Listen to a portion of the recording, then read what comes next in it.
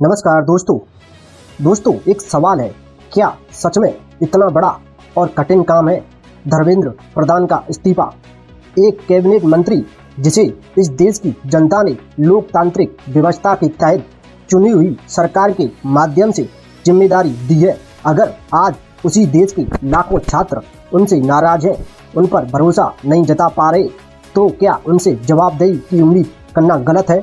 क्या एक मंत्री इस्तीफा नहीं दे सकता, या फिर उस कुर्सी को राजशाही की गद्दी समझ लिया गया है जिसे किसी भी हालत में छोड़ा नहीं जाएगा? या सच में प्रधानमंत्री नरेंद्र मोदी उनका इस्तीफा नहीं लेना चाहते, या फिर किसी और वजह से ऐसा नहीं हो पा रहा?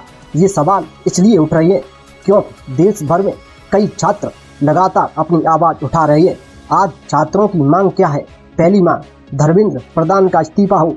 दूसरी मांग, प्रधानमंत्री नरेंद्र मोदी देश के छात्रों से ये कहें कि अगर शिक्षा व्यवस्था में कहीं कमी या चूक हुई है तो सरकार उसे स्वीकार करती है और भविष्य में ऐसी घटनाएं रोकने के लिए ठोस कदम उठाएगी। अब सवाल ये है कि अगर कोई सरकार अपनी व्यवस्था में हुई गलती स्वीकार कर ले और उसे सुधारने का भरोसा दे, तो क्या इससे उसकी गरिमा कम हो जाती है?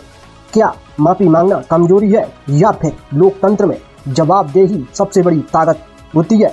यही सवाल आज बहुत से छात्र पूछ रहे हैं।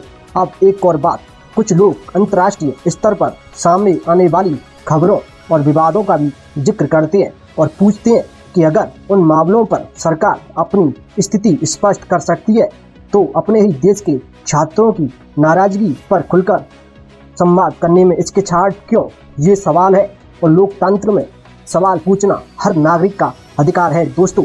लेकिन सबसे बड़ा सवाल वही कि क्या किसी मंत्री की कुर्सी देश के भविष्य से बड़ी हो सकती है? क्या लाखों छात्रों की मेहनत, उनका करियर, उनके सपने किसी पद से छोटे हैं? क्या किसानों, गरीबों और छात्रों का दर्द नेताओं तक पहुंच नहीं रहा? अगर ऐसा है तो फिर हम किस दिशा में जा रहे हैं दोस्तों? क्या इस तरह हमारा देश विकसित बनेगा, या फिर जनता का भरोसा धीरे धीरे कम होता जाएगा?